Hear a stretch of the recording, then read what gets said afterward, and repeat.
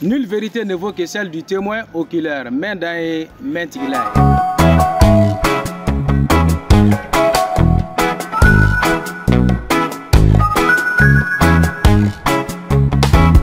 Aw bisimila aw ka émission mandi sanfɛ ni bɛ tɛmɛ Média Plus 223 kan an yalalala bi an ye munumunu caman kɛ an nana bisimila minɛ an ka cɛba dɔ fɛ ale tɔgɔ ko Charlie an n'ale bɛna masala bi Charlie an bɛ i fo k'i barikada an bisimilali la an bɛ tila ka dakuruɲɛ fila foli ɲini fɛ i k'o kɛ an filɛbagaw ye an bɛ wagati min na komi bi. Thanks and praises to the Most High Jah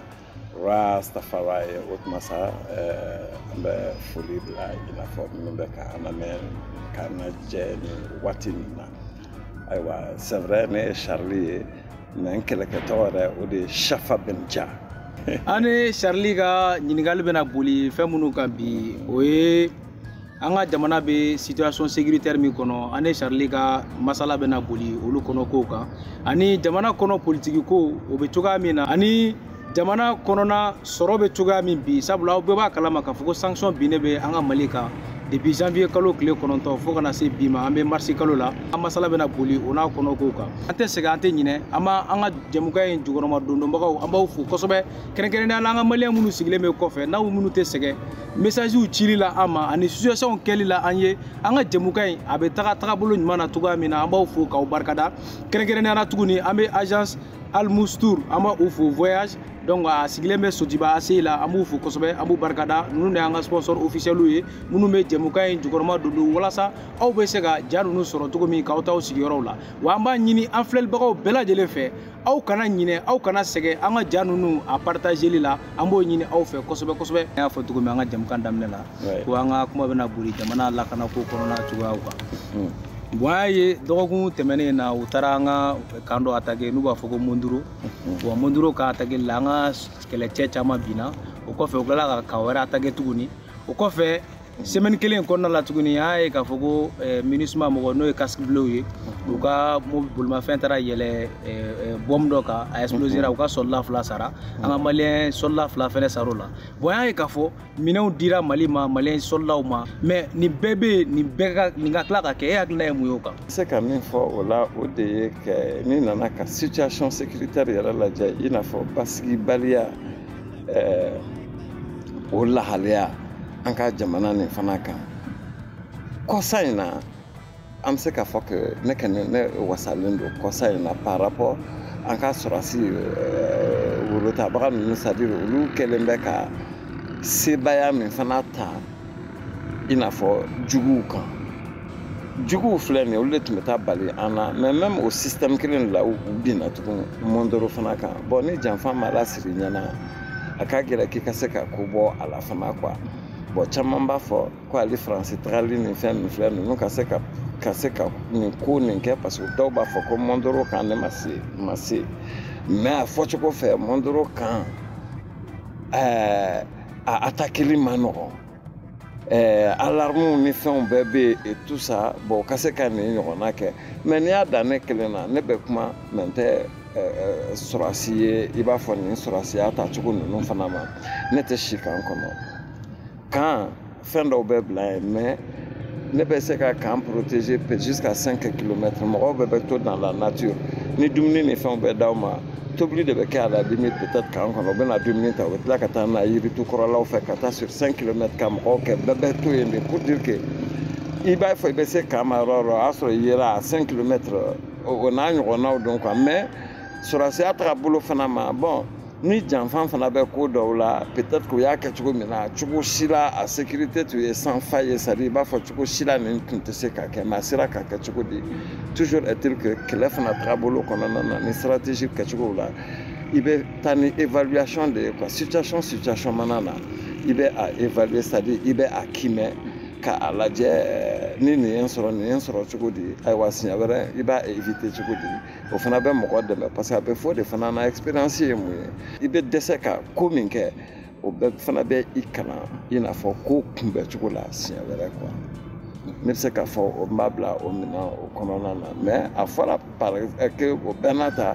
ko o kɔni ayiwa juguyara jugu ma kosɛbɛ. Komi i ye kuma fɔ cogo min sisan kumaw la k'a fɔ ko janfa bɛ se ka siri cogo dɔw la min bɛ se k'u ka sécurité ninnu bɛɛ éviter. An bɛ fɛ ka ɲininkali min kɛ sabula an y'a ye k'a fɔ Faransi autorités u ye laseli kɛ kabi wagati jan k'a fɔ k'u bɛna ta ka bɔ an ka jamana kɔnɔ an ka autorités tilala ka laseli wɛrɛ kɛ k'a fɔ k'u ka minɛnw cɛ sisan parce que u kun ye kalo 6 ani kalo 4 intervalle de fɔ bon est ce que nin ko min bɛ ka segin ka kɛ nin n'a famana ni ɲɔgɔnna wɛrɛ ma est ce que an bɛ se k'a bila o minɛn kɔnɔ k'a fɔ ko wayi k'olu tɛ yen de olu bɛ ka bɔ yen nɔ min bɛ ka na o de nɔ don wa walima janfa wɛrɛ de don. Bon ko fɔ k'a dɔn ninnu ye jɔnw ye u bɛ jɔnw ka baara la. Non tɛ i bɛ to bisigi de kɔnɔ donc bisigi kɔnɔ sariya ta sira fɛ i tɛ se ka a fɔ ko i b'a fɔ ko olu don tɛ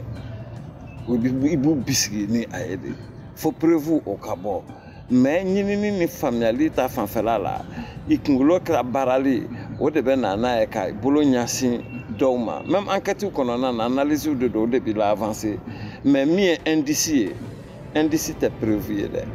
Sariya yɛrɛ ta sira fan fɛ quoi fɛn dɔw bɛ yen o b'a yirala k'i a bɔlen bɛ nin fɛ a dɔ la yɛrɛ nin de bɛ sɔrɔ quoi mais o sariya taabolo ma o t'a to ni o b'a kɛ prévu ye o t'a yɛlɛma k'o kɛ prévu yɛrɛ fana ye quoi mais o bisigi o kɔnɔna na c'est vrai mɔgɔw nana k'a fɔ anw nana ka kafa anw nana ka yada anw yɛrɛ nana kɔsa in na yɛrɛ k'an kamakun gosi c'est à dire ka fɛn dɔ yira Faransi la depuis Ala ka Faransi da a ɲa o jamana tɛ Afrique de l'Ouest nin kɔnɔna na u ye minnu mara ko kumana Faransi ye tan cogoya yɛrɛ la quoi anw ye panafricaniste ye ne yɛrɛ tun joliw tun karilen don quoi mais denmisɛnw bɛ ka bɔ ni nin ko nin min ye n ko Ala ka baara de don kɛ n'o tɛ Mali bilama bɛ yɔrɔ min na ani denmisɛnninw en général u ka miirina bɛ cogo min na o tɛ ninnu ta ye mɔgɔ caman formera n'i ma bɔ ni ninnu ka hakilina nin ye mais je crois que yɛrɛwoloya fana bɛ yɔrɔ dɔ la olu mɔgɔw tɛ se ka mara quoi ni yɛrɛwolo à un moment i bɛna ko dɔnni k'i bolo bɔ i fana kana quoi ni kalanna i bɛna un moment k'i dɔnni k'a bolo bɔ i kana quoi n'i bɛ diinɛ na un moment i bɛna Ala ye bɛɛ de kaɲa quoi i tɛ se k'a to dɔ ka mara juguni suguni dɔ kɔnɔna na ou bien keguyani o kɔnɔna ninnu yɛrɛ la e ka Faransi dɔw ka ministre des affaires étrangères ni olu bɛ kuma cogo minnu na ni ministre des armées olu bɛ kuma cogo minnu na ka Mali yɛrɛ taa cogo sugu minnu na u bɛ kuma mais c'est vrai ni nana k'a lajɛ an ka ministre des affaires étrangères très bien élevé a ye a yira o fana na que nin fɛn ninnu o tɛ mɔgɔbaya ye quoi a ye o leçon kɛ tubabuw fana kun bon o bɛɛ ye fɛn kɛ o dusu tɛ kuma o i bɛ raison i bɛ hakilina raison o de bɛ kuma ye yɔrɔ fana na bon anw ni Faransi ta nin na n'i ko k'i bɛna kuma a la yɛrɛ depuis san joli olu bɛ yan conseil in na dɔrɔn ko Mali ka armée yɛlɛnna en puissance o ma fɔ 2021 nin si kɔnɔna na pratiquement 2022 de kɔnɔna an ɲɛ bɛ résultats bɛ ka bɔ mais o fana ye mun ye o ye wajibi ye o mɔgɔ kɛra asi min fɛ pour que situation sur le terrain i n'a fɔ terrain kan na o cogoyaw de ka yɛlɛma o de bɛ ka yɛlɛma Mali fana ye état souverain ye mɔgɔ min mana ja ani o bɛ fɛnkɛ kɛ partenariat kɛ a bi ko ni nana k'a lajɛ Russie jamana nin min filɛ nin ye a filɛ nin ye Ukraine ko yɛrɛ kan mais mun bɛ yen ko OTAN ni u taara Amérique lajɛ par exemple OTAN tɔgɔ la u tagalen Irak ko fɛn jugu bɔnbu fɛnkɛ tiɲɛnikɛla minafɛn sugu dɔw bɛ diɲɛ kɔnɔ n'u ma nin bɔ yen a tɛ ɲa bon mais tu vois kalon tun don mais o ye Saddam ka jamana ci ni tun bɛ Irak dɔn fɔlɔ kabako tun don dɛ bon u y'o ci ten cogo la ka na Libi Sarkozy fana nana parce que a tɔgɔ fana tun yera wari sugu dɔw dira ma ne bɛ politiki mɔgɔ ninnu na fɛn dɔw bɛ yen i tɛ wari bɛɛ minɛ quoi olu yɛrɛ ye wari dɔw ɲini ayiwa o affaire tun fana bɛ yen tout ça o ko fɔ ka Libi ci ni an b'a fɔ o fɛnkɛ nin tu vois dégâts collatéraux ninnu très souvent o de nana ka se anw ma i b'a fɔ fɛn min bɔra ɲugu bɛ na ni ɲaga ye mais a bɛ se ka kɛ fana planifié fana tun don diɲɛlatigɛ la anw dɔrɔn de tɛ o kɛ quoi n'o tɛ mɔgɔ b'i yɛrɛ bonya diɲɛ nin kɔnɔ i bɛ planification de kɛ i b'i ka action planifier i b'i ka fɛn bɛɛ planifier i bɛ ko bɛ taa fɛn bɛɛ la fɛnw tɛ na ten ko a nana bi ayiwa nin ka plan ye nin sini a nana o bɛ ten o bɛ ten non feuille de route il est temps k'an ka feuille de route dɔ tigɛ an yɛrɛ ye ka o lataa mais o baara sugu tɛ se ka kɛ f'i ka kɛ panafricanisme yɛrɛ ye quoi f'i ka kɛ panafricanisme parce que o kɔnɔna na panafricanisme de kɔnɔna na sira min tigɛlen bɛ ani ninnu tagabolo ninnu tɛ kelen ye wa ninnu ka tagabolo filɛ nin ye wajibi waati bɛɛ anw y'an kali ala la an ko i bɛ na ni bibulu i bɛ na ni kuranɛ an b'an tɛgɛ d'a kan système min nana panna an taara an ta an ko a ti nɔ bɔ on l'a toujours dit mɔgɔ minnu b'an dɔn quoi on l'a toujours dit k'an kala parce que panafricanisme an y'a i n'a fɔ système jumɛn démocratie ou bien parce que an kun bɛ fanga min na fanga yɛlɛma de kɛra ka na ni démocratie ka nin ye fɛn min ye vraiment an tɛ nin si dɔn démocratie modèle kelen pe jumɛn don an bɛ fɛ k'a dɔn i kan bɛ système kelen il y a 30 ans ne bɛ k'o de fɔ an bɛ fɔ démocratie fɛngɛ modèle kelen jumɛn parce que démocratie ni min filɛ nin ye k'a fɔ n tɛ sa an bɛ sa démocratie nɔfɛ démocratie sugu jumɛn fɛn dɔw bɛ américains bɛ jɛ n'a ye europe jamana na o dugu dɔw bɛ yen olu tɛ jɛ ni o ye fɛn dɔw bɛ yen olu fana bɛ jɛ n'o ye fo ka diɲɛ wuli anw tɛna jɛ n'o ye yan kow bɛ ten cogo de fana na maintenant diɲɛ bɛ ka ɲɛ yɛlɛn de bi mɔgɔ bɛ ka ɲɛ yɛlɛn irisila filɛ nin ye tan irisila bɛɛ tugulen mɔgɔ de kɔ bɛɛ bɛ tugu i kɔ valeur bɛɛ bɛɛ bolo ko ye mais maa min bɛ n'i yɛrɛ ka valeur de bila e bɛ kɛ mɔgɔ fɛ mɔgɔ sugu dɔ de ye e bɛ tugu a kɔ wa fɛn fɛn y'a copier k'a ladege n'a ma bonya a ma a bɛ dɔgɔya a ma quoi a tɛ ka i tɛ ko o ye exactement quoi mais bɛɛ n'i ka modèle de don bɛɛ n'i ka valeur de don fana quoi i ka jamanaw na o valeur sociétale ninnu ni olu dɔ ye bonyaw b'o kɔnɔna na majigiw bɛ o kɔnɔna na yɛrɛdɔnw bɛ o kɔnɔna na dignité quoi o b'o kɔnɔna ninnu na anw ma an tɛ k'o bila mɔgɔ wɛrɛ ta ye o parce que an fana bɛ an yɛrɛ dɔn même an ka monter en puissance ni min filɛ nin ye tɔw jamana dɔw bɛ ka jate minɛ ko tiɲɛ yɛrɛ la nin de bɛ maliyɛn tɔgɔ ye maliyɛn fana ma tɔgɔ ta ten histoire ni diɲɛ kɔnɔ ten nkalon kan quoi depuis modibo waati ninnu na a ma kɛ nkalon fana kan quoi maliyɛn yɛrɛ bi ko mɔgɔ sugu dɔ don tɔw bɛ dɛsɛ yɔrɔ min na anw tɛ dɛsɛ yen adamadenya ni mɔgɔya ni dignité ni fɛnw olu taga sira o fɛ quoi en réalité donc maliyɛn filɛ o grandeur dɔ de bɛ ka bɔ anw ka se k'an yɛrɛ bɔ faransi k'an mara kɔnɔ faransi bɛ k'anw nɛgɛn 7 ans 8 ans fɛn tɛ ka bɔ ko la fo o bɛ aggraver ka taa ni anw tɛ faransi jamana kɛrɛfɛla la ne ma da la ko o dɔ bɛ sɔn ko i bɛ bɔ a kalama joona ko ka se k'a fɔ k'e b'i firifiri faransi bolo o la fo ka se bi k'a fɔ i ka minɛnw ta kɔsɔ cɛbakɔrɔya wale yɛrɛ de don je crois que hali ni se tɛ mɔgɔ ye i bɛ mɔnɛ bɔ i yɛrɛ la i ka fɛngɛ dɔ fana fɛ quoi c'est ça un peu la vie o de ye diɲɛnatigɛ fɛngɛ yɛrɛ ye quoi moi je trouve que ça c'est très très important donc c'est ce qu'il faut que nous continuons ka o fɛngɛ ninnu fana kɛ bon min filɛ nin jeunes de fana a kan ka kɛ i n'a fɔ fɛngɛ sugu dɔw ye que les jeunes ils apprennent cela c'est-à-dire dignité une nouvelle dignité retrouvée i b'a fɔ dignité kura de kan ka sɔrɔ k'o kɛ anw na ale bi n'an ye denmisɛnw dege baara ni fɛn caman na quoi min ye wariko ye an ti nin ye dɔw bɛ bɔ a la parce que ni formation ɲɛnama kɛra jeunes kun dɔ hakiliw bɛ sigi mɔgɔw bɛ taa fɛn sugu la n'o tɛ an ka jeunes kan ka compétition kɛ tubabu jeunes ni diɲɛ o diɲɛ jeunes na a kɛra physique ye wa a kɛra maths ye wa a kɛra fɛn o fɛn ye kalancogo bɛ yen o mais comme sisan an kɛni bɛ cogo sugu dɔ la mɔgɔw hakiliw wililen don et puis combien d'années mali bɛ manamana kan mais mɔgɔ bɛ a kɛ to a ma fɔ bɛɛ ye manamana mɔgɔ ye dɛ mais an taara système min fɛ o de kɛra manamana yɛrɛ ye que mali nana k'a tun bɛ k'a ci de ka taa a tɛ se k'a fɔ mɔgɔ kelen mɔgɔ kulu caman de tɛmɛna olu bɛɛ nɔ b'a la. an bɛ taga ɲɛfɛ l'armée monte en puissance an côté quoi u ye kɛlɛminɛnw sɔrɔ kɛlɛ kɛcogo yɛlɛmana sisan an bɛ ka sebaaya sɔrɔ juguw kan mais an y'a ye français bɛ ka bases libéré an ye ka an na don base ninnu kɔnɔna la mais hali bi armée malienne a ma don Kidal ne ko Kidal ko in mun de b'a la de. n tɛ a dɔn ni armée malienne hali bi a ma don Kidal fɛn min dun bɛ Kidal o la n'i tɛ terrain kan a bɛ se ka f'i ye de mais n tɛ fɛn caman kalama o la mais ne dalen bɛ ninnu na cogo min na type avion type minnu b'u bolo i n'a fɔ ani hélicoptère de combat type minnu b'u bolo nin ye tan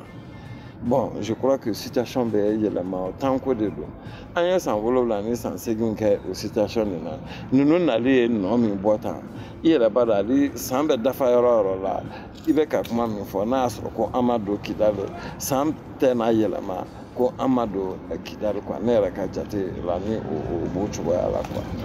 Donc an ye fɛnɛ an ka ambassadeur min sigilen bɛ Mauritanie Mauritanienw ka jamana ɲɛmaaw ye wele bila ma ko an ka sɔrɔlaw ye u ka mɔgɔ damadɔ bɔnɛ u ni na Mauritanie an ka territoire sanfɛla la n'o ye an ka kɔrɔn yan fan yɔrɔ ye yala e hakilina ye jumɛn o ko la. Ne hakilina ye min o la ne bɛ siran de I n'a fɔ nin dɔn kana kɛ I b'a fɔ anw bɛ gɛlɛya min kɔnɔ a kana na kɛ manœuvre sugu dɔ ye a kɛra Faransi ye a kɛra ninnu ye ninnu bolo pour que k'an ni Mauritanie kari ɲɔgɔn na parce que apparemment a b'u ɲɛna sanction minnu n'a tun fɔra ko gɛlɛya minnu bɛ na ka dɛn an na sisan k'o tɛ tɛmɛ dɔgɔkun 2 fɛ jamana ɲɛmɔgɔ dɔ an kɛrɛfɛla la o bɔra olu yɛrɛ da a n'an ka premier ministre kɔrɔ dɔ donc ni nana k'o ko ninnu lajɛ ko ale bi on tient ayiwa an ka ministre des finances de toute façon olu fana ye jate min kɛ mɔgɔ kalannenw de don donc an bɛ se ka dɔ kɛ ale bi mais min bɛ se k'an jolo kari o ye a dɔ la ni Mauritanie la Guinée de sira 2 b'an bolo ni Mauritanie gɛlɛya donna ni o cɛ ayiwa a bɛ fɛn kɛ dɔw bɛ se ka o complot kɛ ka mɔgɔw faga Mauritanie n'u ye mɔgɔw faga Mauritanie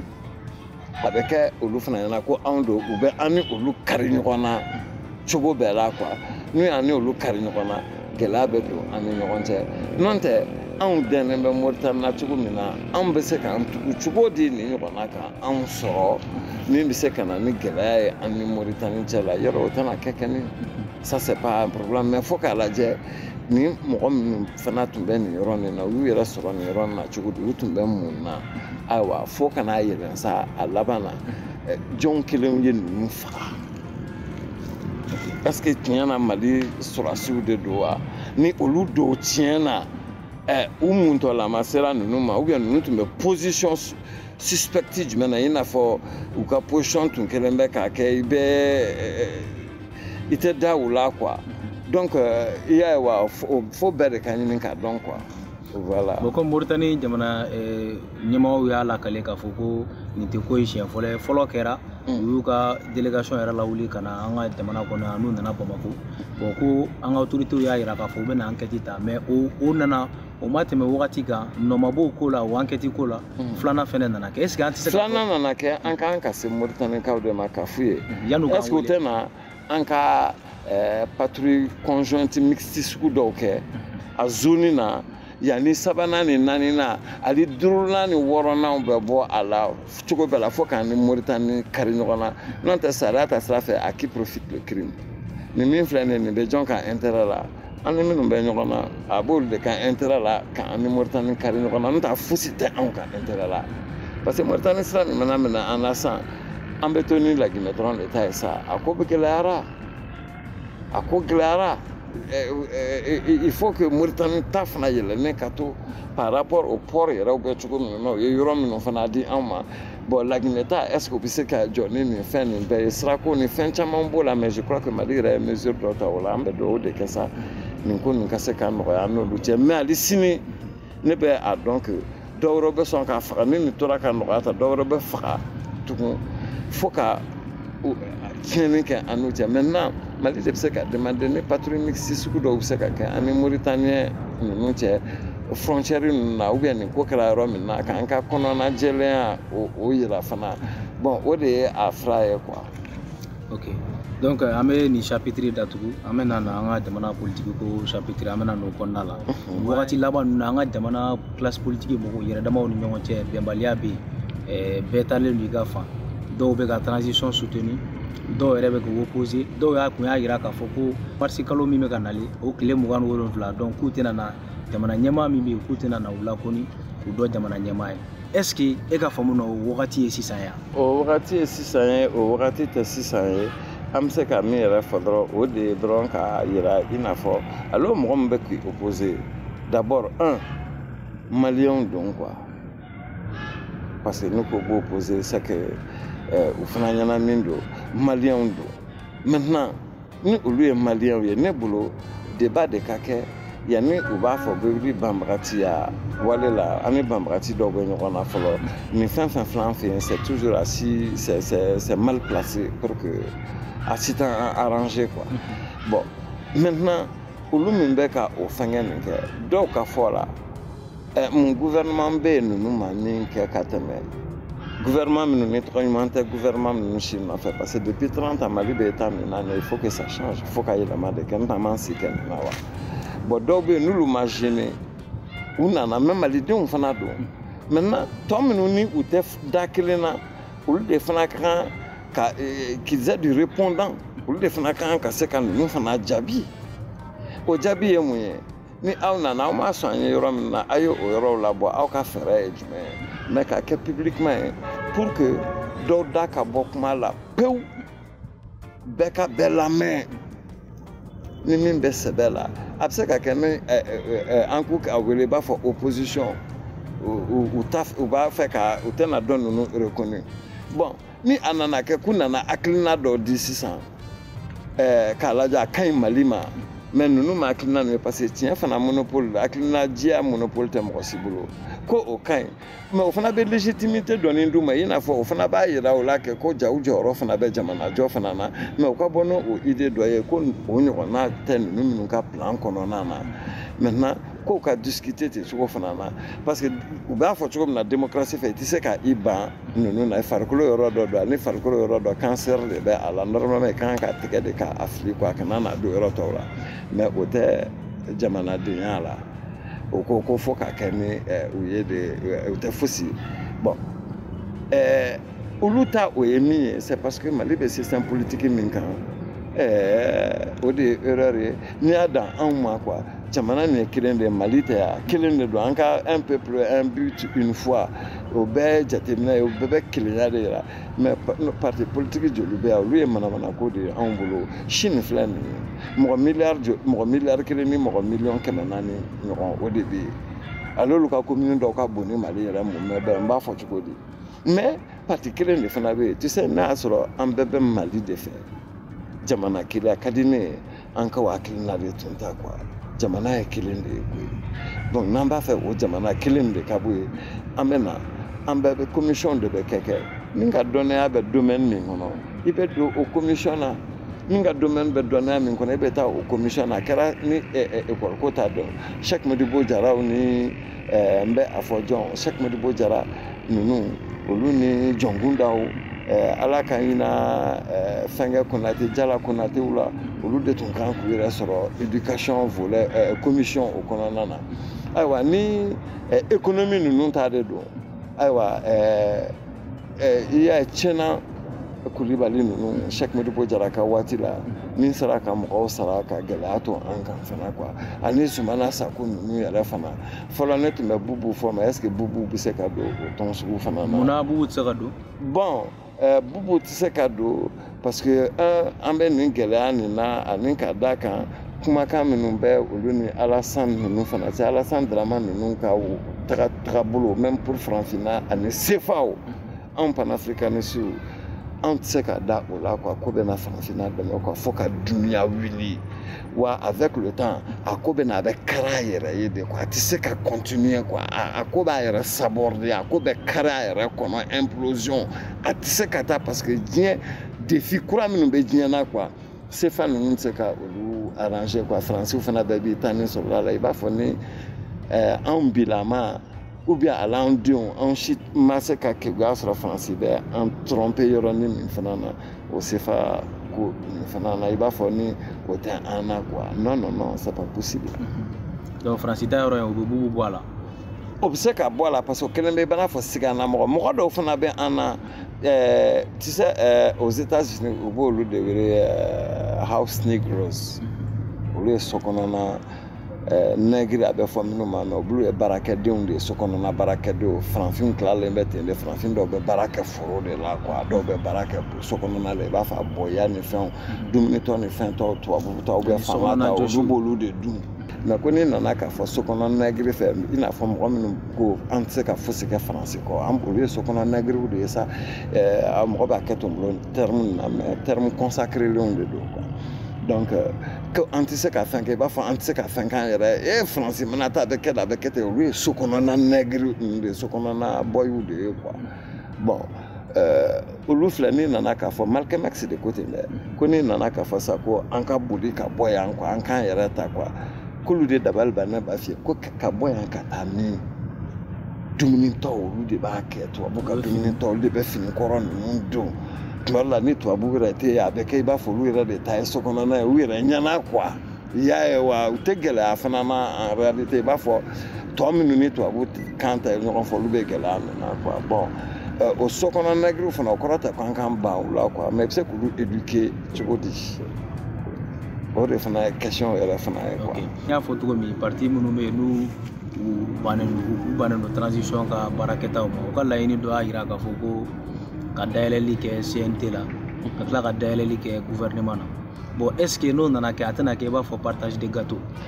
bon partage de gâteau comme jamana t'a dɔn gâteau bɛ partage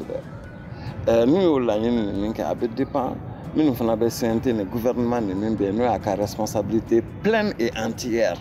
n'a y'a sɔrɔ o y'o ta wa ou bien o m'o ta de parce que n'a ma ɲɛ y'i jɔ ko dɔ kunkɔrɔla la a ma deli ka ɲɛ mɔgɔ minnu bolo olu tɛ se ka ne ta en otage o k'i ta i b'a fɔ otage parce que u b'a fɛ k'i ladi communauté internationale ma u b'a fɛ k'i ladi diɲɛ ma k'i yira diɲɛ na ko o siranya fana fɛ e b'a fɔ ko f'i b'u dɔ ta diyagoya o yɛrɛ fana na mais en même temps diplomatiquement o fana bɛ se ka kɛ solution dɔ fana ye ni Assimi ni Choguel ka gouvernement sirannen dɔ tiɲɛ na u ye dɔ ninnu poids dɔn même ni jamanaden tɔw t'u poids dɔn mais communauté internationale b'olu fana nɔ kan cogo minnu na nɔfɛ cogo minnu na ani CEDEAO parce que i y'a mɛn CEDEAO ni communauté internationale b'olu la sɔrɔ ninnu mankan de don ninnu mankan de b'a to gɛlɛya bɛ ninnu kan donc o yɔrɔ la i tɛ se k'a fɔ ko fɛnw don k'i bɛ jɔ fɛn min na dɛ hali ni mɔgɔ mun ye Assimi ni Choguel ninnu olu b'o dɔn. Est-ce que au kosɔn u t'a fɛ kun ɲatugun ko ta n'o tɛ bɛɛ b'a dɔn wariko gɛlɛyaba bɛ anw na maliden bɛɛ b'o dɔn o de ma se k'a ɲɛfɔ malidenw ye cogo di la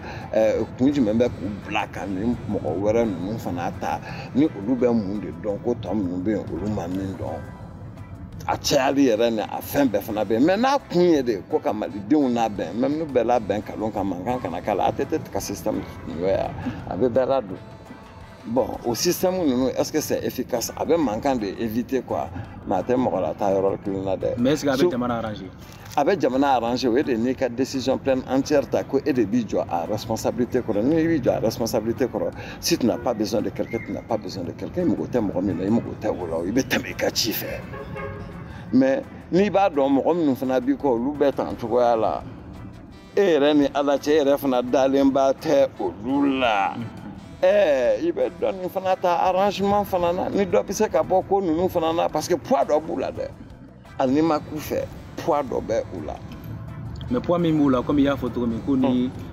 communauté internationale b'olu nɔ kan. c'est à dire ni u ye kuma dɔ fɔ ko u tɛ liberté la ko maliyɛnw b'u kɔ ta tan communauté internationale bɛ réagir parce que communauté internationale b'a fɔ opposition fana place bɛ yen olu y'u constitué comme opposition donc o kɔrɔ tɛ ko i man kan tɛ ni fɛn ye jamana fana kɔnɔ hali bi i ka citoyenneté o fana national ni CEDEAO bɛ o de lamɛn ka se k'an fɔ n'o tɛ n'olu bɛɛ faralen don an kan mun mankan bɛ yen e ma laginɛ ye ya mun mankan bɛ laginɛ mankan b'anw nɔfɛ ani mankan sugu min bɛ laginɛ nɔfɛ o tɛ mankan sugu kelen ye. mais munna o tɛ ka kɛ. O tɛ ka kɛ min na est-ce que il y a mɔgɔw bɛ k'u plaindre la Guinée est-ce qu'il y a opposition bɛ k'i plaindre la Guinée ka ko gɛlɛya k'a fɔ ko ayiwa olu sen bɔra ko bɛɛ la dɛ tout ça la fo CEDEAO bɛ k'a fɔ ko fo u k'u fana jate minɛ cogo dɔw la est-ce que i y'o ye de. o m'o ye o d'a to Laginɛ schéma ni anw ka schéma olu tɛ kelen ye n'o tɛ Laginɛ bi ma d'a la mɔgɔ minnu ye nin san 30 ninnu kɛ fangaw la ka na ka bɔ sécurité fanga la mais fɛn fɛn dar'o kɔ ka na ko olu dɔ ka na ko k'i ma kasi dɛ ko k'a fɔ mɔgɔw y'a ye ko u donna fanga la ka fɛn bɛɛ kɛ ka tila k'a fɔ k'i da ma kasi k'u ma sɔn ninnu ye ko fɔ k'a fɔ u tɛna ninnu ka gouvernement reconnu.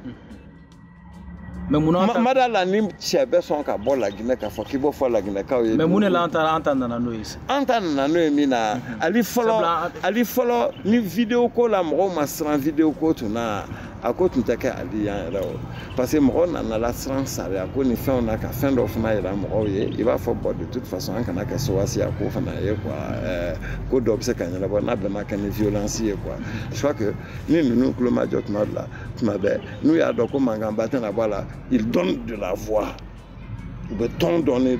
i b'a ye u b'u mankan na bɔ jɔn bɛ tɔn dɔɔni di opposition mɔgɔw mais n'u y'a dɔn chaque fois que siranni ni fɛnkɛ ninnu bɛ ka kɛ u bɛ kuma mais n'u y'a dɔn ko gɛlɛyara waati dɔ la maliyɛnw bɛ ɲini ka bɔ n'o tɛ maliyɛnw ye mun fɛn dɔ bɛ ɲini ka kɛ menace yɛrɛ vidéo dɔw yɛrɛ kan quoi a bɛ ɲini ka kɛ ko menace pour dire jusqu'à quoi analyse o b'a yira ko jamana kɔnɔ la ni ninnu balan ka bɔ a bɛ kɛ kojugu ye u yɛrɛ da la au point que mɔgɔw bɛ bila o la quoi mɔgɔw bɛ bila o point que ni mairie de b'a di ou bien district de kan ka autorisation de marche d'u ma kɛ a man kan tɛ k'a di u ma pour leur propre sécurité u yɛrɛ ka sécurité la sécurité hali n'i ma ko dɔ k'e yɛrɛ faga su ya sécurité de kan ka e kan ka sécuriser k'i ni o lakana hali n'i t'i yɛrɛ fɛ quoi. o b'a yira k'a fɔ ko population dimine n'u kɔrɔ. ninnu bɛ cogo minnu na an bɛɛ b'a dɔn ni ninnu ko k'u bɛ bɔ mɔgɔ ka contre marche fɛnkɛ contre marche bɛ ninnu kun. olu tɛ fɛn ye k'an b'olu dogo ɲɔgɔn na e ma image ya minnu bɔra k'a fɔ minnu bɔra k'a fɔ u bɛ transition soutenu u bɛ Assimi soutenu u bɛ Choguel soutenu jama min bɔra o la mɔgɔ si t'i yɛrɛ ma k'a fɔ k'e bɛna o jama o contre k'a fɔ e bɛna marcher contre o jama ni ko ka marcher contre o jama ni o jama bɔra contre toi u b'i kun kuma politique kuma o la i bɛ se ka kuma k'i bɛ fɛn dɔw fana kɛ quoi i b'o fɔ quoi mais i tɛ se k'o kɛ dɛ. Ya wa bon anw ye arasaw ye n'anw ye nin situation lajɛ a bɛ kɛ ko anw ka kasi de on mérite pas ça le Mali ne mérite pas ça. ale bi classe politique u yɛrɛ dama tɛ ka bɛn transition durée a délai ko la i n'a fɔ a kuntagala cogoya la concrètement e yɛrɛ hakilina ye jumɛn ye transition délai ko la. transition délai ko la ne nana ni ko nana cogoya dɔ la i bɛ taa ni logique ye logique ye mun ye u ko de 6 mois à 5 ans de 6 mois à 5 ans. Ni i nana ka 5 ans jateminɛ o de bɔra assise nationale la assise nationale la o m'o fɔ mais pour trancher n'i ma mɔgɔ ɲɛda lajɛ n b'a fɛ k'a fɔ de quand tu veux trancher k'a sɔrɔ i ma fan si lajɛ calcul de do quand tu prends de 6 mois à 5 ans à 5 ans i bɛ a lajɛ au moitié i bɛna o de ta au moitié bɛ ta cogo di quand tu prends 5 ans déjà au moitié o ye 2 ans et 6 mois ye 2 ans et 6 mois o ye 5 ans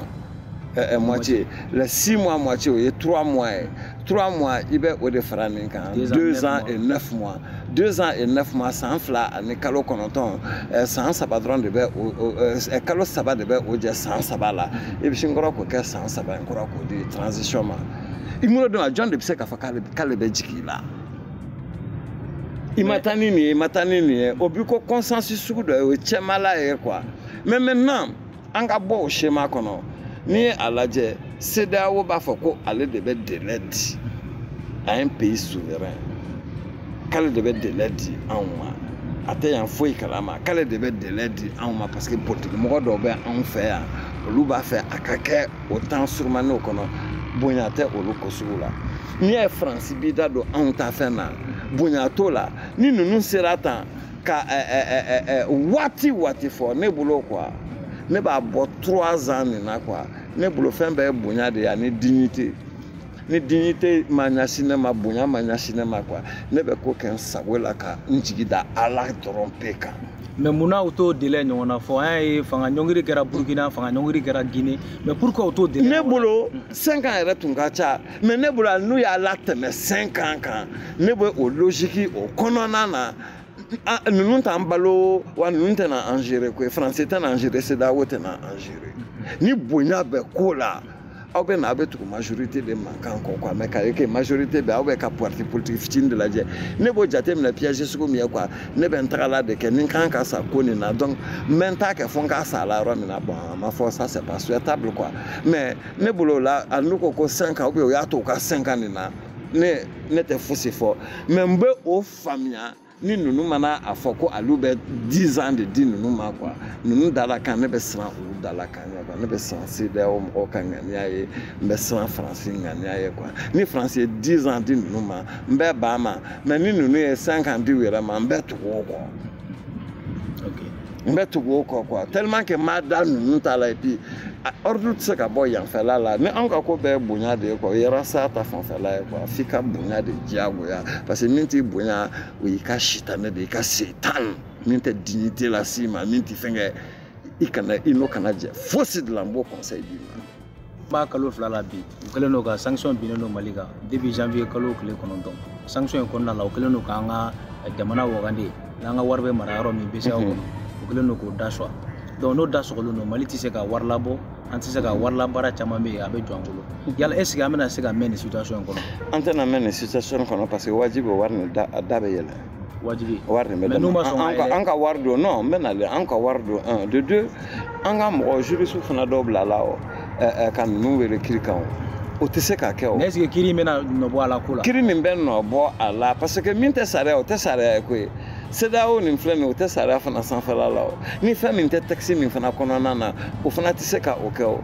tellement que fɛn caman kɛ o tɛ texte kɔnɔ mais hali sisan o bɛ ka waleya. O bɛ ka kɛ ne b'o bɛɛ kɛ Faransi ka fɛnkɛw de o b'a fɛ ka fɛɛrɛ bɛɛ de kɛ. transition nin ka CEDEAO kɔnɔ. transition ka échoué mais Faransi tɛ CEDEAO kɔnɔ mais dɔw ka kuma yɛrɛ la Faransi de bɛ a dicter CEDEAO yɛrɛ ko parce que Faransi bɛɛ kɔn ka CEDEAO ka baara fɔ a ye fɔ anw ye an y'o bɛɛ ye yan. Faransi de bɛ kɔn ka nin fɔ ko ka nin fɔ nin kɛ tan CEDEAO bɛ tila ka tugu o kɔ o tɛ balan na mais d'autant plus que Faransi est ce que Faransi tɛ subvention dɔ ni fɛn dɔ kɛ CEDEAO yɛrɛ ye wa depuis anw ye panafricanistes de ye quoi o organisation ye haramu de ye. Organisation ninnu CEDEAO ni UEMOA ninnu o ni Faransi ka tɛgɛ di ɲɔgɔn ma o ye haramu de ye panafricanisme tɛ taa ni o hakilina nin ye. I ni marabaga ani min ma deli k'i bonya i n'o bɛ mun tɛgɛ di ɲɔgɔn na o la an bɛ partenariat de ɲini ni ɲɔgɔn fɛ mais ka an lajɛ avec condescendance et tout ça la condescendance non o tɛ marcher c'est à dire ka i lajɛ i b'a fɔ u t'u n'o cɛ Faransi ni anw yɛrɛ ta i bɛ a kɛ ten quoi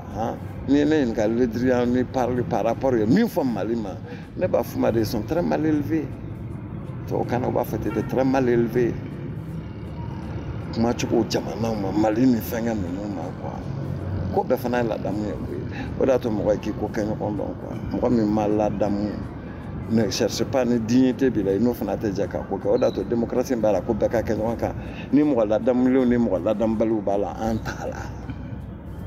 parce que personnalité ko de don quoi c'est une question de personnalité. donc e yɛrɛ bolo est ce que démocratie ye solution ye Afrique yɛrɛ ma kuma tɛ Mali ma. O de y'a to n ko démocratie jumɛn démocratie ne ka mɔgɔ bila fili de la i mana na i ka mɔgɔw bɛ min kun parce que yanni démocratie nin ka fɔ Amérique ni fɛnkɛ anw bɛ système de la farafinna histoire la ni histoire kɛ i b'a ye histoire de la anw de yɔrɔ ye mankan ma kɛ yɔrɔ min na tubabu jamanaw ye mankan min kɛ diɲɛ kɔnɔ o mankan ma deli ka kɛ farafinna parce que fɛn fɛn ye pays sédentaire ye peuple nomade de bɛ mankan kɛ les déplacements i bɛ taa territoire kuraw kan ça c'est connu tout au long de l'histoire de l'humanité. Peuple nomade de bɛ mankan kɛ les peuples sédentaires sont sur place au fait. Quand tu vois que mankan bɛ éleveur ni agriculteur cɛ c'est parce que l'éleveur a bɛ na voilà a bɛ déplacer a bɛ fɛnkɛw champs tigɛ n'u ka bâtiw pâturer la yen tout ça il y a olu n'a ɲɔgɔnnaw de don problème bɛ o cogoya o de la quoi bon mais non anw kɔni ici anw bɛ yan bon. Parce que comme an y'a ye n bɛna mɛn ka démocratie question fɔ an y'a ye k'a fɔ aw ye arastaw ye bon arasta ka vision o ye an danbe an'an ka kokɔrɔw bɛ cogo min kan n'an kun b'o kan ne min ni danbe ni hadamadenya yɛrɛ depuis kurukanfuga ye fɛn dɔw labɛn donc mais an y'a ye k'a fɔ démocratie aw ko k'a ye panafricaniste fana ye Modibo Keyita kun ye panafricaniste ye mais o wagati la démocratie kun tɛ Mali kɔnɔ u nana u ka fanga dafiri ka na ni Musa ye o fɛnɛ la démocratie ma na u tilala ka na Musa ta dafiri ka na ni 91 ko démocratie bɛɛ fanga multipartisme est ce que an dun ye san 30 ni kɔ k'o kɔnɔ est ce que rastaw ka vision na est ce que o ye solution ye Mali ma est ce que a régime min don a régime bɛ se k'an bɔ an ka ou bien an ka segin an danbe kɔrɔ de rastaya la ani rasta kalan kɔnɔna na fɛn fila de bɛ yen sisan qu'il faut analyser démocratie dɔ bɛ yen a bɛ na ni adamaden yɛrɛ ye a bɛ liberté sugu bɛɛ sɔrɔ f'a bɛ kɛ yɛrɛ labila yɛrɛ fana ye l'anarchie de la personnalité o bɛ na o cogoyaw de la quoi dɔw b'a fɔ k'u ye wasa sɔrɔ démocratie kɔnɔ mais démocratie bɛ yen ni a tɛ na ni économiquement i tɛ na bɔ i yɛrɛ la a tɛ na ni sɔrɔ ye a tɛ na ni fɛnkɛ démocratie dɔ bɛ yen n'i y'a nana filɛ démocratie dɔ bɛ se ka na ni sɔrɔ ye i b'a sɔrɔ liberté restreinen don dɔɔni parce que n'i ye démocratie considéré i b'a sɔrɔ liberté gansan individuelle o ka bon dɔ ta ka bon ni dɔ ta ye yɔrɔ dɔw la maintenant nafa bɛ jumɛn na i ka se ka kuma wa i ka se ka dumuni kɛ n t'a dɔn n'i bɛ ka n ka kuma faamuya démocratie sugu jumɛn démocratie bɛɛ bɛ ten i b'a sɔrɔ dɔ ta bɛ large part de di kuma ninnu ma ni adamaden ka libération ni fɛnkɛ n'a ka da aw cɛman aw bɛ se ka furu ɲɔgɔn ma ou bien fɛnkɛ i m'an faamuya mettons o ye démocratie dɔ ye mais démocratie dɔ bɛ yen o bɛ na k'i kɔnɔ fa ka fɛn bɛɛ di i ma autre la ni nin dɔn ta ma se ka min fana di ma est ce que kuma kɔngɔ fana tɛ mɔgɔ la kuma wa olu de ye dimiw yɛrɛ yɛrɛ donc kɔngɔ ninnu de bɛ sutura fɔlɔ a bɛ fɔ de la ko gabugu ka kɔrɔ ni misiri ye. Bon, fɛn min bɛ i sɔrɔ parce que adamaden min k'i a fɛn o tɛ mɔgɔ ye dɛ donc quelque part i bɛ fɛn nin dɛ i ma se ka mɔgɔ kɔnɔ fa ye i ka kuma tɛ se ka o yɛlɛma cogo si. N'i ye démocratie ta globalement ka n'a ye 31 kɔnɔna la a ye min kɛ Arasa ka vision ye jumɛn y'a la. Arasa ka vision ye min ye o de ye dɔrɔn k'a fɔ fɛn o fɛn n'i b'a fɛ k'a faamuya f'i ka faamuya i ka kan de la fɔlɔ n'i ma faamuya i ka kan na faamuyali tɔ ka jɛ don. Donc, en cas quand il ça c'est primordial. Parce que diɲɛ kɔnɔ ni mara tɛ binkanni ni fɛn ninnu tɛ i t'a mɛn abada ko yɛrɛ wolo jamana dɔ bɛ dɔ ka kan fɔ mɔgɔ si ma deli ka mɔgɔ si ka kan fɔ bɛɛ b'i yɛrɛ ka kan fɔ espagnol tɛ français fɔ a fɛ yen français tɛ russe fɔ a fɛ yen russe tɛ anglais fɔ a fɛ yen anglais tɛ arabu kan fɔ a fɛ yen arabu tɛ na italien kan fɔ a fɛ yen ali coréen tɛ na chinois kan fɔ a fɛ yen wa chinois tɛ na vietnamien fɔ a fɛ yen. A ma mɔgɔ si bali ka développer. Maintenant, par contre, ni i tora walikan kan n'ala ma jan kɛ i bɛ sa ten i tɛ développer. An ɲana minnu mɔnna o la kosɛbɛ n'i b'olu wele ko Côte d'Ivoire ni fɛn olu si tɛ pays développé ye koyi. Olu si tɛ pays développé ye. N'i ye développé ou bien i ye pays développé ye bawo ni fɛn ninnu. Côte d'Ivoire min y'a modèle ye quoi o si tɛ pays développé ye. Bon, il y a un fait un tas de choses là où on a été performant, Wati Minamali, Tokotora Allah, Ibo Obedam ne Korolimba de la Modibo Wati ou de là. Le Malien était malien, Nico Malien, Bebado, Manamana Kotunte, Ninaka Mali armée en 1961, flotte aérienne into Mali Boulot. Ou à sur la France, Dimbe France, Jamana Bella, Bema Mobile Sukudo, Unyala, Malion to be pilote Malion Granay. Kabako Dando. Après, Éthiopie, Djamana, parce que depuis 1945, Deuxième Guerre mondiale, ban wati mina, sans faire la nganaye, aviation. Au Boilin comme Mali qui est un peu détourné, Algérie comme Nissan encore, Nigeria, Afrique du Sud, Mali, Beignet, on te bilan Mali. Ningo bilan Mali, t'es un par rapport par rapport aux indépendances. Mali est avancé minta. Ngo o wati la Côte d'Ivoire, nos marines françaises, ne font plus que la Côte d'Ivoire regarder à Sénégal. Parce que Mali tawa blo faut que Mali nigi ba an yɛrɛ bolo Mali armée yɛrɛ bolo ale kelen pe de tun bɛ i ye ŋana ye sanfɛla la Éthiopie jamana bɔla kɔ bon o lajɛ sani an ye héritage min an ye fɛn min sɔrɔ Modibo waati ni fɛnw na fo ka daminɛ ni ko kalan an masaw i bɛ jateminɛ kɛ an masaw ye kalan min kɛ ou bien u ye kalan fitinin min kɛ o kalan sodirilen don ni denw ye kalan min kɛ anw fana ye dɔɔnin min kalan an ka o ɲɛnamalen don ka tɛmɛ an denw ta kan Mali ta kɛra de san o san fago de bɛ ka kɛ ka taa fago o de bɛ ka kɛ ka taa fago o de bɛ ka kɛ bon dans un premier temps walikan de don an bɛ ka nin bɛɛ kɛ walikan de fana na mais fɔlɔ mɔgɔw tun jijalen don ka tɛmɛ kɔsana mɔgɔw kan ni nana ka n ka ekɔlidenw lajɛ denmisɛnninw lajɛ en majorité école publique ninnu fana na n'i ye copier bɔ a la dama min bɛ copier kɛ ou bien k'a fɔ ko ni nana ni sujet ye minnu bɛ girin a kan je crois que o ka ca ni minnu bɛ yen ko kalanko yɛrɛ ou bien ko minnu dalen don ko kalan ye fɛn ye a bɛ na nafa ɲa olu yɛrɛ y'u ka diɲɛlatigɛ yɛrɛ la. donc an mago bɛ diplôme dɔrɔn de la an ka baara sɔrɔ. bon hali diplôme min filɛ nin ye n'i ye wari d'u ma u b'a san mais mɔgɔ t'a dɔn ko dignité kosɔn i ka mérité de ka a dɔnniya o de bɛ i la quoi bon o kosɔn ale ka e ɲɛna ale sini anw tɛ ka siga kɛ denmisɛnw bɛ se ka anw ta sini wa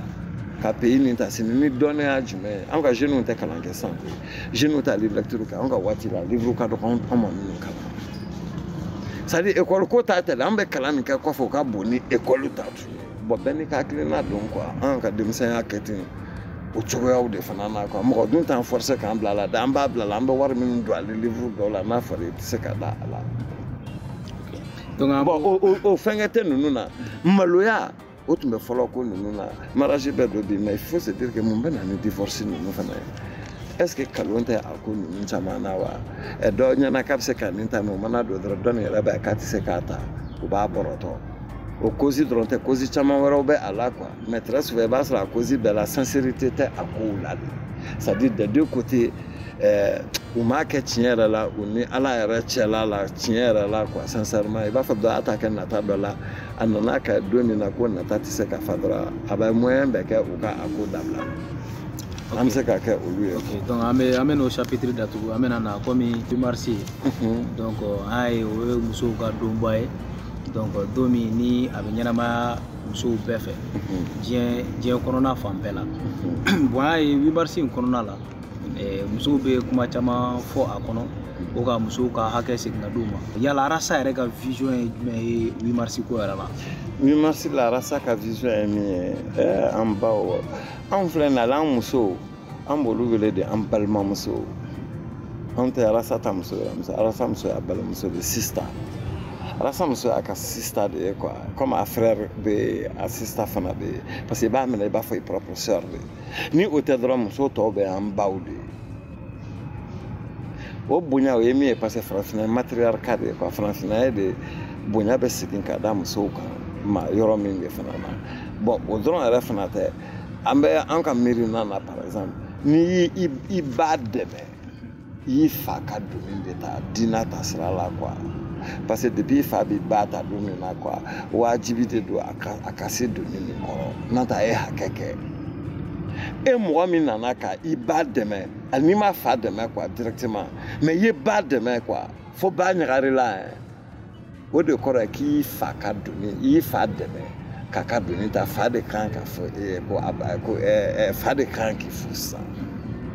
ale de den y'i ye hali n'i ba bɛ yen mais n'i ye ba ta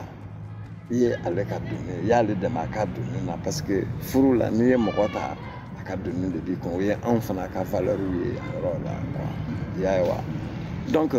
muso bɛ o cogoya la n'i nana k'o lajɛ hali bɔlɔn kɔnɔ fanini ka nɔgɔ mɔgɔw ma ni banini ye dɛ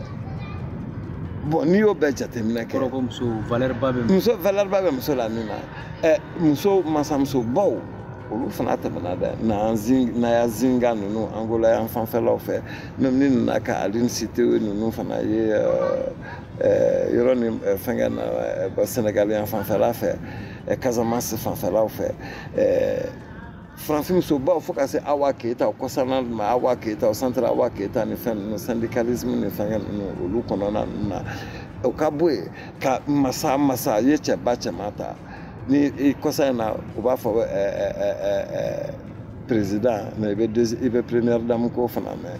bon fɛn caman masa caman fana bɛ yen muso de y'u ka masaya sinsin wa muso de y'u ka masaya fana tiɲɛ muso jɔyɔrɔ bɛ yen dɛ muso de ye mɔgɔ caman dɛmɛ ka kɛ mɔgɔ ye wa muso de fana ye mɔgɔ caman dɛmɛ ka kɛ k'i ta tiɲɛ i tɛ se k'o kɛ tulonkɛ fɛn ye ten quoi maintenant muso yɛrɛ jɔyɔrɔ o ye mun ye ni an ka valeur yɛrɛ ta muso jɔyɔrɔ muso bɛ fisaya ni cɛ yɔrɔ min na ale de muɲunen ni cɛ ye ale de sabalilen don ni cɛ ye ale de bɛ miiri ni cɛ ye quoi i bɛ se ka cɛ bati olu de la an ka valeur la quoi wa o de ye bonyaba ye o mɔgɔ min bati o valeur la e mana mɔgɔ min bati muɲu na ale teriya la i ni cɛ ɲɔgɔn cɛ ou bien sabali la ou bien c'est à dire i b'a ɲɛ quoi mɔgɔ min bɛ muɲu wa mɔgɔ min bɛ yafa fana o ka bon ni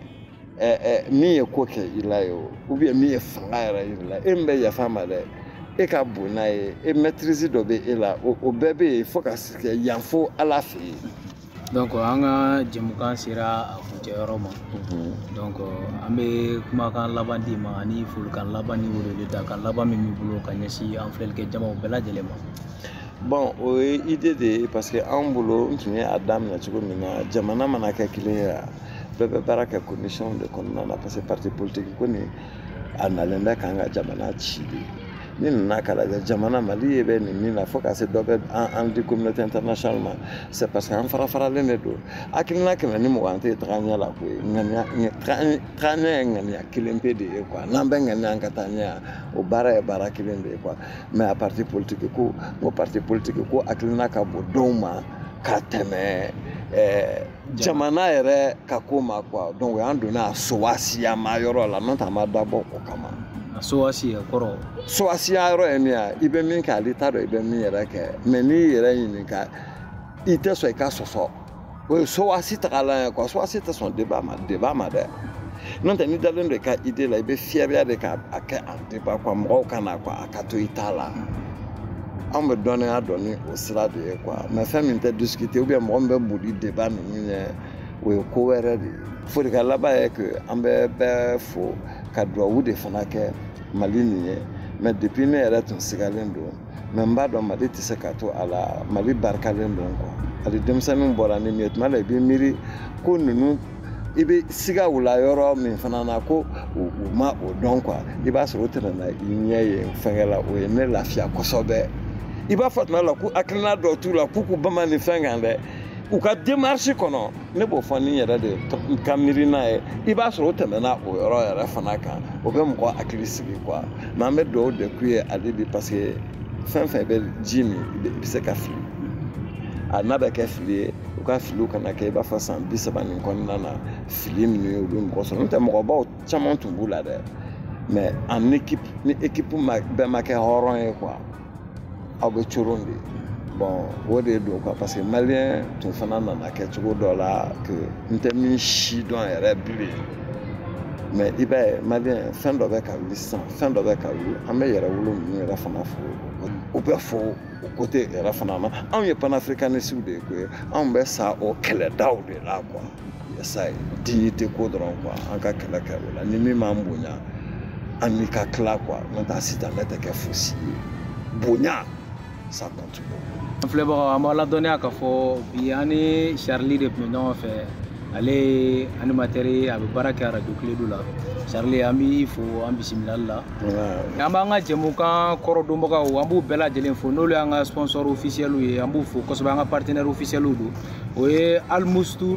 Voyage u sigiyɔrɔ bɛnnen bɛ Sutuba ACI ma u ni 3e pont o man jan ɲɔgɔn na o kɔfɛ an bɛ Badenya Couture fo olu sigiyɔrɔ bɛnnen bɛ Fajigila ma 30 mètres kariba kɔnɔna la ani an ka foli belebeleba fana bɛ ka taga Elhaji Umar Karabɛn ta ye ale clinique bana jigi karila ale o promoteur ye an b'a fo kosɛbɛ kosɛbɛ a n'a ka denbaya an b'an ka promoteur fana fo ni ale ye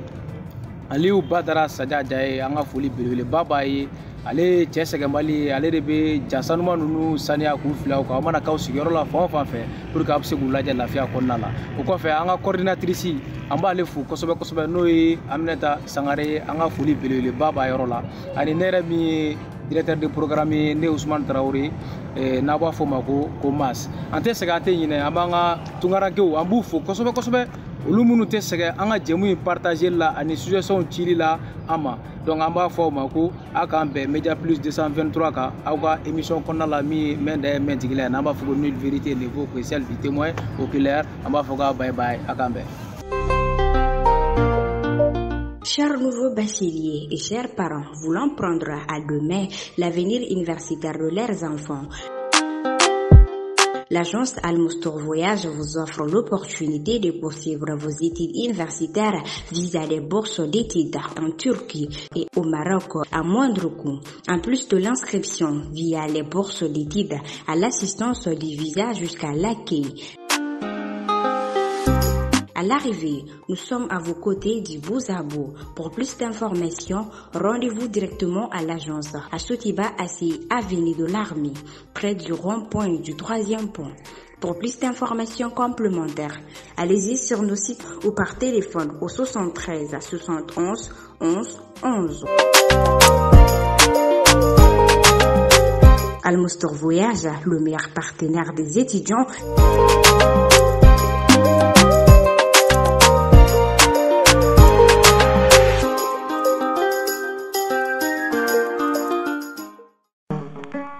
Fangade